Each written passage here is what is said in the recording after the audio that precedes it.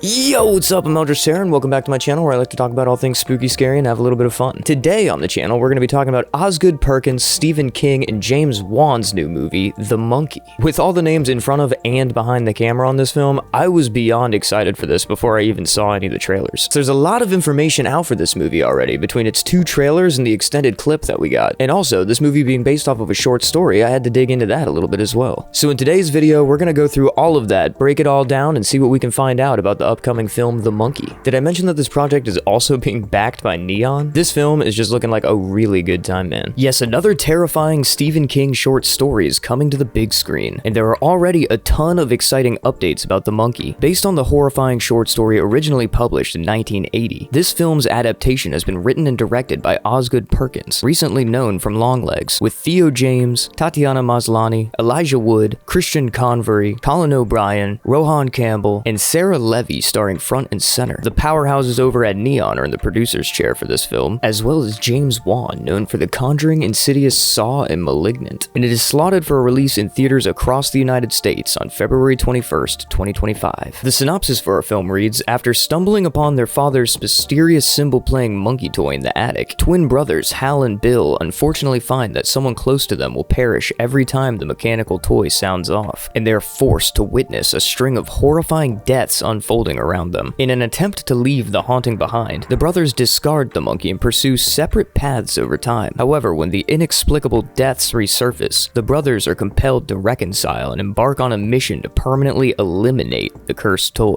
Invoking classic stories like The Monkey's Paw, King's underrated tale is one of his few works yet to see the big screens. This isn't the first time The Monkey was adapted into visual media though, as in 2022, an official adaptation of the story was produced under the terms of King's Dollar Baby contract. The hour-long short film, written and directed by filmmaker Spencer Sherry and shot in the capital region of New York State, premiered in May of 2023. So far, we've received 2 trailers and 1 extended clip from this film to hype us up for the madness. In the first trailer released, we got a voiceover telling a story of a force beyond comprehension that would kill anyone without favoritism. A force which whoever controls it harnesses the very power of life and death. This voiceover is given to us over a series of shots depicting some insane deaths that give me heavy Final Destination style vibes. And speaking of style, the cinematography here looks great. All of these shots are set up so creatively, I almost feel like I'm looking at a Wes Anderson horror film watching this. The soundtrack behind it all is very playful and upbeat as well, showcasing that this film isn't planning on taking things too seriously. The short bits of the kills we see though, say that they aren't going to be sacrificing any of the intensity for humor. Our second trailer we got was a little bit of a longer one, gave a little bit more story, and opens with one of the boys grown up and speaking to a realtor of sorts regarding his late aunt's passing and intention to track down the old toy. This conversation is quickly interrupted though, when a closet door is opened revealing the evil monkey inside, and on cue, he beats his little drum and a shotgun falls off the wall, goes off, and presumably blows the realtor to bits. Backtracking now, we then get another voiceover of our presumed protagonist explaining this film's lore for the monkey. When he and his twin brother were young, they discovered a vintage toy monkey that seemingly loved to kill. The boys tried their best to destroy the monkey, disassembling it and burying it deep underground, but the toy always seemed to resurface on its own somehow. Now years later, the monkey has returned to take everything the twins love. We're treated to some more shots teasing gnarly deaths and some footage of the protagonist explaining the lore to what appears to be his son. All of the style and comedy from this last trailer is still present here, and we get a few insane shots at the end I just gotta talk about. Like, what is going on here? This is absurd. And is it just me, or does this woman look like she is completely melting in this shot? Who did it better? Comment below on that one.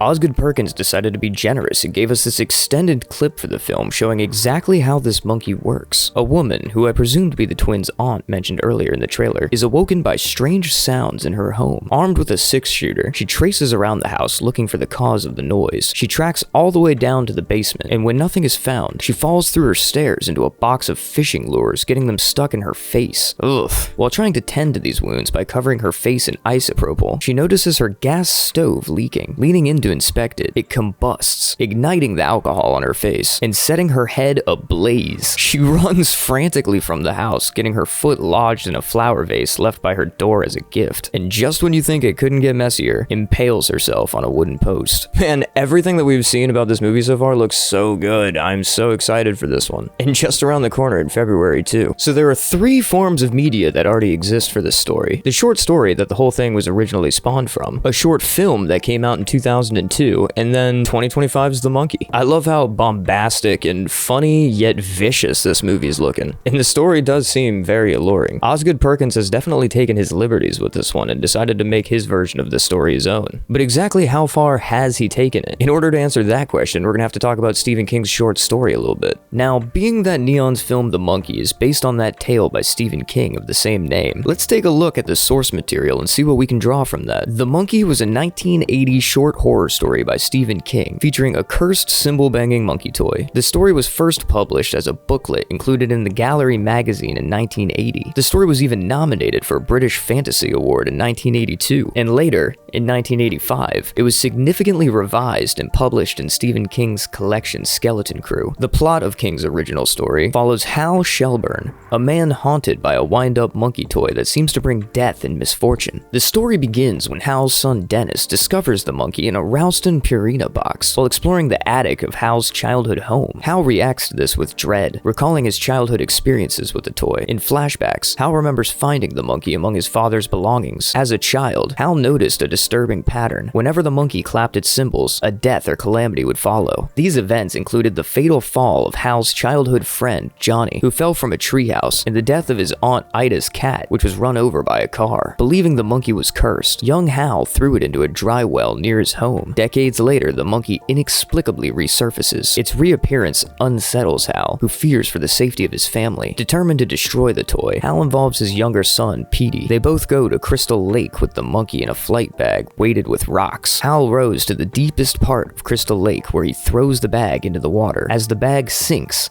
Hal hears the faint sound of the monkey's cymbals clapping. During the disposal, the boat starts breaking up, but Hal manages to swim ashore safely to Petey. The story ends with a newspaper clipping showing that hundreds of fish in the lake have died as a result. Many have said King's short story plays the same theme as the more famous The Monkey's Paw by W.W. Jacobs. The short story explores time parallels and the connection between past and present through the reappearance of a toy monkey. When Hal Shelburne finds the monkey in a deteriorating box, it recalls his childhood, prompting him to fight these unsettling memories. Despite his efforts to suppress these thoughts, they overwhelm him, as the past remains an inescapable and burdensome part of his identity. Hal struggles to cope, seeking to just get through the events so that the monkey could be gone again, as the monkey haunted his childhood, returning each time he would try to discard it. The story portrays a father struggling with a malevolent force that seems to cause violent deaths. Critics debate whether the toy represents external evil or Hal Shelburne's inner guilt and subconscious desires. The monkey is a grim stand-in for chance and connects to Hal's unresolved guilt and subconscious mind. It is also an ambiguous embodiment of persistent, incomprehensible evil. Hal's memories of the monkey highlight his unreliability as a narrator, blending childhood delight with instinctive disgust, and his attempts to rid himself of the monkey fail, reflecting his inability to confront its symbolic meaning. This story parallels Freud's concept of the id, with the monkey representing suppressed destructive impulses. The narrative here culminates in Hal's unsuccessful attempts to destroy the monkey, leaving its threat unresolved. The story as a narrative is influenced by Edgar Allan Poe's The Murders in the Rue Morgue. The story reflects intertextual links, particularly through the symbolic use of the monkey, which parallels the razor-wielding orangutan in Poe's tale. Both are connected to the psychological and creative forces, drawing on concepts of the shadow, encompassing Eros and Thanatos. Hal confronts his suppressed childhood trauma through the monkey toy, which symbolizes repressed fears and unresolved influences. An analysis would also reference Harold Bloom's Anxiety of Influence, portraying King's struggle to reconcile Poe's legacy within his own literary development. Biographical similarities between King and Poe include the absence of a father figure, reinforcing their shared thematic exploration of the unresolved fears and creativity. In 2023's film take on the monkey, Hal is a middle-aged father lamenting to his son about a generational curse that has plagued him for too long. Thought to be destroyed, the monkey returns to infect infect Hal's life with chaos and put his son at risk. This version of the tale seems to be a little bit more respective to the source material than Osgood Perkins' take is here, as it seems that Osgood's taken a few liberties for his own creative decisions. And unfortunately, this 2023 version isn't exactly a feature film, but if you're in for a lower budget, shorter film to check out to get hyped up for The Monkey, this is it right here. And that's everything that we know about The Monkey so far. Are you looking forward to this movie as much as I am? I mean, the style, the kills, the humor, it's all there for me. I'm really looking forward to this. I don't know why, but I'm kind of getting like Ready or Not style vibes from this. Probably just from the playful nature mixed with the graphic violence. What do you think about everything that we've seen so far from The Monkey? Comment below and let me know. Are you familiar with Stephen King's short story version? Have you seen the 2022 version? Definitely hit the comments and let me know how you feel about these trailers with those things in mind. And as always, I've been Eldritch Terror. If you enjoyed this video today, be sure to send it to a friend you think might enjoy it too. And don't forget to like, comment, and subscribe for more content just like this. Whether your day's been going good or bad today,